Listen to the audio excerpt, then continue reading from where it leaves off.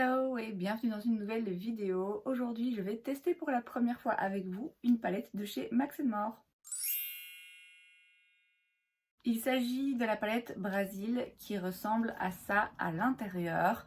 C'est mon amie Sandrine qui me l'a recommandé et qui me l'a même offert pour que je la teste. Elle aime beaucoup la formulation des palettes Max More que j'ai jamais essayé, et c'est vrai que de base j'avais un a priori un petit peu négatif sur le maquillage de chez Action, même si j'avais déjà acheté 2-3 crayons, je pense, qui étaient en soi pas forcément mauvais. Je me disais oui bon voilà, ça doit pas être quelque chose de vraiment top. Apparemment ces palettes valent vraiment le détour, donc surtout celle de la gamme donc Max More. Donc voilà, on va la tester ensemble aujourd'hui et je vais vous dire ce que j'en pense. Alors je vais commencer par swatcher les fards déjà pour voir un petit peu ce que ça donne. Donc de ce côté je vais faire les mats.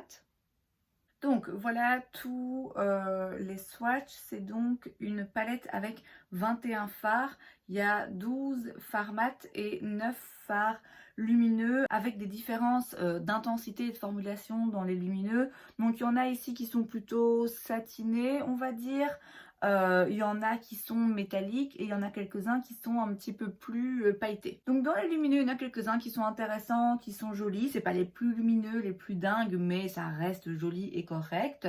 Dans les mats, c'est pas les plus pigmentés. Maintenant, je m'attendais pas à ce que ça le soit parce que je sais que Sandrine préfère quand c'est des fards qui se travaillent facilement, qui se construisent en pigmentation et pas qui sont direct hyper pigmentés, hyper intenses. Après, je veux dire, voilà, les couleurs sont là. Là, c'est un swatch. Et clairement, j'imagine que cette teinte, si je la construis au pinceau sur ma paupière, elle va bien ressortir. En ce qui concerne l'harmonie de couleurs, bon, alors le fait que cette palette s'appelle Brésil et que on s'attend quand même à quelque chose de carnavalesque, de bien coloré, bon, c'est finalement pas si coloré que ça. Moi, ça m'arrange clairement parce que j'aurais pas voulu une palette arc-en-ciel. Il y a quand même quelques touches de couleurs assez vives, mais globalement, ça reste une palette mettable au quotidien, facile à porter. Il y a beaucoup de neutres mat pour créer et construire le look. Alors en général je trouve ça bien. Après c'est vrai qu'encore une fois par rapport au nom de la palette, bon voilà, on s'attend à quelque chose de plus coloré. Et du fait que les fards sont pas hyper pigmentés, c'est vrai qu'il y en a quelques-uns dans les fards ici mat très clairs qui se ressemblent très fort. Alors après, ils se ressemblent au swatch. Encore une fois, on va voir ce que ça donne vraiment en action. Donc sur mes paupières, j'ai pas de base, j'ai juste, comme d'habitude, je repasse un petit peu avec le reste d'anti-cerne que j'ai sur mon éponge, mais j'ai pas poudré. Donc je vais prendre la teinte Cheeky, qui est le plus clair ici, et venir le mettre juste en dessous du sourcil, pour avoir plus facile par la suite à estomper. Et le fard se prélève bien au pinceau, il n'y a rien à dire. Donc moi aujourd'hui je vais faire quelque chose d'assez neutre. Je sais que d'office j'ai envie d'utiliser cette teinte métallique pailletée. Donc je vais faire une base simple et classique. Je vais d'abord aller dans la teinte Gossy, juste là. Et j'utilise un pinceau MAC 224S. Et je viens le mettre au-dessus du creux de paupière, parce que moi mon creux de paupière il est un peu trop renfoncé. Donc bien au-dessus du creux de paupière, pour faire ma transition. Donc là, on a une base qui est assez discrète. On va voir si on s'est intensifié un peu. Donc je vais prendre la teinte Rio de Janeiro. Je garde le même pinceau pour le moment et là, je vais me focaliser un petit peu plus dans le creux de paupière. Je vais moins estomper vers le haut en fait. Ça marque quand même bien, hein. L'avantage de ce genre de fards qui sont pas trop pigmentés, pas trop intenses à la première application, c'est que ça laisse un petit peu le droit à l'erreur et que c'est plus facile du coup à estomper. Donc vous pouvez sans problème faire un petit peu des allers-retours, vous tromper et a priori vous n'allez pas vous retrouver avec une grosse tache, un gros bloc de pigmentation qui est impossible à bouger. Ça s'estompe facilement. Bon, du coup ça perd aussi facilement de son intensité. Donc si vous voulez quelque chose de d'intense, oui clairement il va falloir bosser un peu. Je prends maintenant un plus petit pinceau, c'est un de la collection, la collaboration entre Sananas et Sephora, c'est le S5. Et bah, je vais aller dans le noir ici, qui est un bon noir, dans le sens où il fait pas de tache, c'est pas un truc qui passe du gris au noir au bizarre. C'est un swatch assez sympa, je dois dire, pour un noir, mais de nouveau, on n'est pas sur un noir hyper intense. Encore une fois, je pense que c'est pas le but. Et donc là, je vais aller en coin externe. Vous voyez, ça marque quand même, hein, c'est pas non plus quelque chose de transparent et d'inutile. Je reprends mon pinceau MAC et je retourne dans la teinte Rio de Janeiro et je me remets ici dans le pli paupière pour bien flouter, estomper le noir avec. Je prends maintenant le pinceau E25 de chez Sigma et je pense que je vais quand même tenter la teinte Samba juste ici, qui est une espèce de prune bordeaux, qui pareil au swatch avait l'air pas mal pour ce genre de couleurs qui peuvent parfois faire des taches, être un petit peu compliquées. Là je vais vraiment bien tapoter mon pinceau parce que je veux voir si ça va bien matcher. Donc je vais essayer de le mettre juste ici, au-dessus de la teinte noire, et de la fondre avec la teinte que j'ai mise juste avant. Et donc là je prends le pinceau sur lequel il n'y a quasiment plus de matière et je continue à étirer pour approfondir un petit peu et puis rajouter un rien de couleur. Je garde le même pinceau, je vais simplement le retourner et je retourne de nouveau dans la teinte Rio de Janeiro.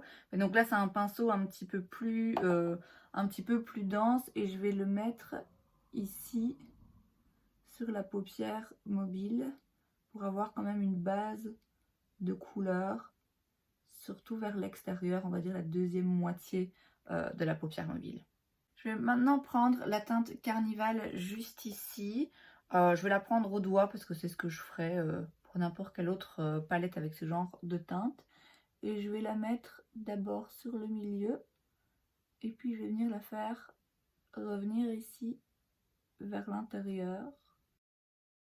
Je prends la teinte Make It Pop qui est juste à côté, qui est un brun métallique, mais vous voyez on n'est pas sur le même genre d'intensité. Et ça je vais en mettre juste un tout petit peu pour pas qu'il y ait une démarcation trop flagrante entre le côté pailleté métallique et le mat de l'extérieur, pour quand même une petite transition entre les deux. Et avec un petit pinceau Zoeva 230, je vais prendre la teinte Beach. Elle est jolie, hein, il y a plein de petits reflets. Je vais voir si c'est possible de la prélever comme ça à sec. Et si pas, je mettrai un petit peu de spray. Et là, je vais venir la mettre en coin interne. Oui, elle se prélève bien. Alors, elle ressort beaucoup plus rosée. Elle est un peu, bon, je vais pas dire duochrome, mais il y a des reflets un petit peu à l'intérieur. Et du coup, c'est vrai que là, ça a l'air assez, voilà, beige clair. Et en vrai, une fois qu'on l'applique, c'est un petit peu, il y a un peu de reflets rosés. Je vais aller mettre du crayon et du mascara et je reviens juste après. Et voilà donc le résultat. Alors, je peux pas dire que je suis hyper fan du mélange de couleurs que ça donne parce que c'est vrai que cette teinte qui là ressort plutôt beige est ressortie un petit peu plus rosée que ce que je l'aurais espéré. Mais de manière générale, voilà, j'aime assez ce que j'ai sur les yeux aujourd'hui. Alors, je peux décemment pas donner un avis définitif sur une palette que j'ai essayée une fois, surtout quand je me suis contentée d'utiliser des teintes assez neutres et que j'ai pas été vers les couleurs un petit peu plus osées, on va dire. Je comprends pourquoi on peut apprécier ce genre de formulation parce que c'est vrai que comme j'ai dit, ça laisse vraiment le droit à l'erreur et que ça permet de prendre son temps, de construire un look fumé en douceur, de pas avoir quelque chose sur les yeux qui est trop intense, qui est trop pigmenté, qui est trop coloré, qui est trop visible, difficile à estomper. Ça crée des looks fumés qui peuvent être très jolis, très faciles à porter et à accorder avec n'importe quel style finalement. Donc je comprends l'attrait. C'est vrai que ça manque peut-être un tout petit peu de mordant à mon goût. Après, je pense que c'est plutôt dû à l'harmonie de couleurs et aux couleurs hein, que j'ai utilisées, évidemment. Je ne peux pas utiliser que des fards beiges et dire que ça manque de mordant alors qu'il y a un jaune et un bleu. Mais ce que je veux dire par là, c'est que clairement, dans ce genre de teintes, je trouve qu'il y en a qui ne sont pas nécessaires, qui se répètent un petit peu, qui du fait du de la pigmentation, on va dire, légère, bah, du coup, ça se ressemble un petit peu et je sais pas si c'était nécessaire, s'il n'aurait pas fallu peut-être des brins un petit peu plus intenses, un petit peu plus foncés. Maintenant, c'est clair que si vous voulez un make-up facile à faire, qui prend pas trop de temps, qui va bien s'estomper, qui vous n'allez pas vous retrouver avec des taches ou des marques ou quoi, clairement, cette palette est très bien. Le prix est quand même imbattable, hein, puisque je pense que c'est 4-5 € pour 21 fards. Si vous n'êtes pas fan de cette harmonie de couleurs en particulier, il y en a pas mal d'autres. Hein. Je pense juste que ça dépend un petit peu du action où vous vous trouvez et qu'il faut parfois avoir un petit peu de chance pour tomber sur ces palettes. Mais en soi, en effet, c'est pas une mauvaise qualité. Clairement, si on me parle d'une palette à 5 €, 21 fards, je m'attends à avoir vraiment du maquillage pour enfants. Vous voyez, un truc dégueulasse qui colle pas à la paupière. Enfin, vous voyez, là, c'est pas du tout le cas. Franchement, c'est une qualité tout à fait correcte. Après, clairement, on n'est pas sur une pigmentation un peu intense, mais je vous l'ai dit, je pense que c'est le but et c'est ce qui peut être en tout cas apprécié. Les lumineux, on n'est pas sur des duochromes fabuleux, on n'est pas sur des fards pailletés absolument incroyables, mais je trouve quand même que j'ai un fard métallique qui se voit, qui est brillant, qui est joli. Donc franchement, rien de négatif à dire. Si vous voulez quelque chose de hyper pigmenté, hyper intense, c'est pas ça que je vais vous recommander, mais en soi, c'est vraiment une chouette palette.